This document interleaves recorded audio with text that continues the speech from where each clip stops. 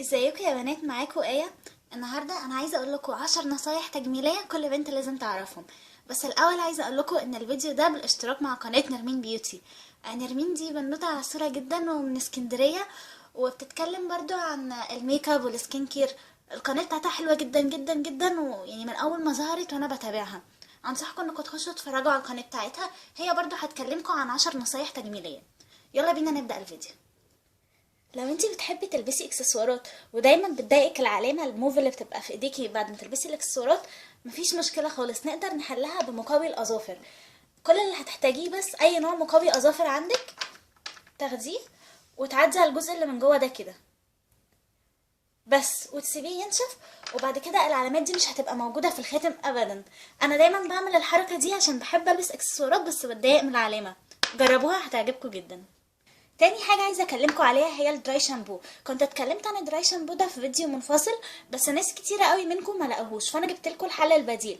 الحل انك انت تستخدمي باودر بيبي جونسون، تحطيها برضو على اطراف على الجذور بتاعت شعرك وتدلكيها، برضو هتمتص الدهون من الجذور بتاعت الشعر. اللي ما شافش الفيديو بتاع الدراي شامبو هحطه تحته، هتعرفوا فيه اكتر ازاي تستخدموا الدراي شامبو. انا دايما بيخلص من عندي مزيل المكياج وما بلحقش اشتري مكانه، وبروح وببقى مش عارفه اشيل ازاي المكياج. فالنهارده انا جايبه لكم 3 بدائل، اكيد هتلاقوا عندكم بديل منهم. اول حاجه زيت جوز الهند. زيت جوز الهند بيشيل الميك اب، حتى الميك اب الووتر بروف بيشيله بسهوله جدا. او كمان الزيت الاطفال من جونسون. الزيت ده حلو جدا وبرده بيشيل. او بقى الزيت اللي انا بعشقه، زيت الجوجوبا. انا طبعا كنت كلمتكم عن فوائده، يعني فوائده كتيرة جدا جدا جدا، وكمان منهم ان هو بيشيل المكياج.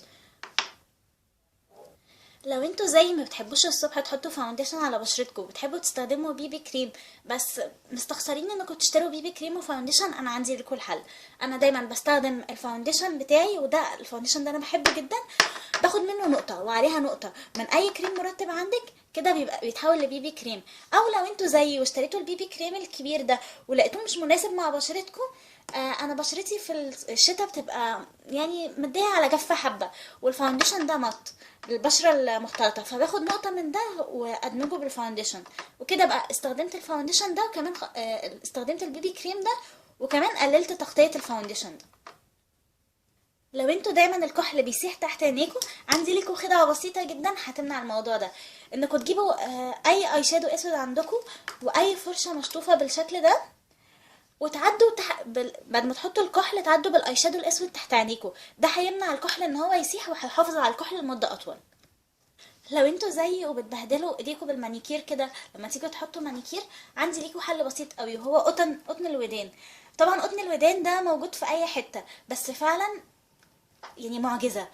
انا باخد اي مزيل مانيكير عندكم في البيت، وبحط القطنه فيه وبعدي كده.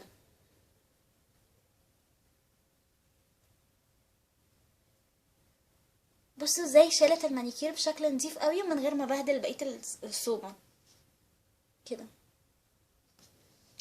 اه، كمان برضو بستخدم الخدعه دي لما باجي احط ايلاينر. دايما ببهدل الايلاينر وبطلع عن الخط، بقوم احط نقطه مزيل للمكياج واعدي كده بيها على الخط بتاع الايلاينر، بيتظبط جدا. لو انتوا عندكم كحل ناشف وما بيطلعش زي كده، بصوا ازاي خفيف وناشف جدا. بصوا الحل بسيط جدا، انكم تجيبوا الولاعه وتعدوا بس كده على السن دقيقتين وتستنوا ينشف،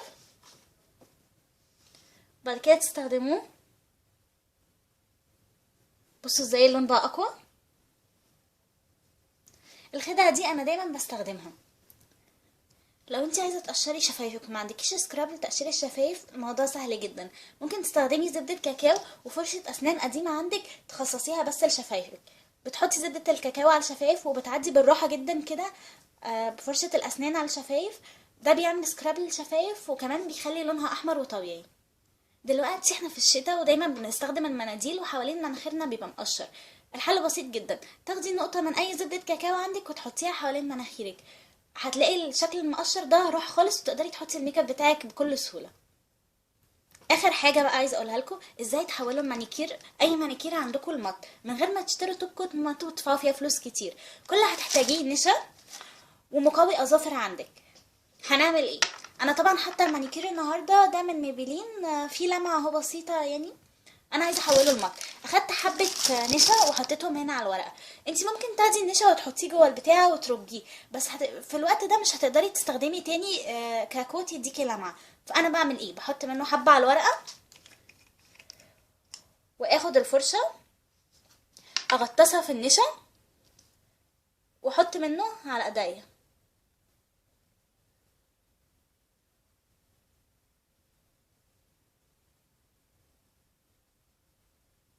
بالشكل ده،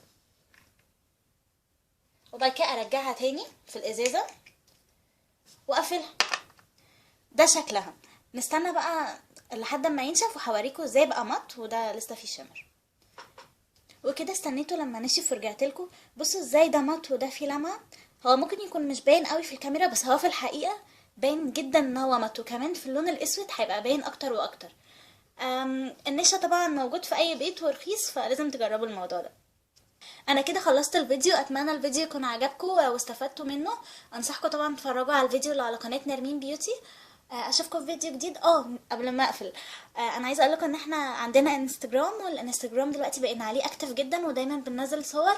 فطبعا انصحكم تخشوا تشوفوا، عشان دايما يعني بننزل عليه صور حاجات احنا جبناها، اكل بنحبه كده يعني. فانصحكم تخشوا تتفرجوا عليه. يلا اشوفكم في فيديو جديد. مع السلامه.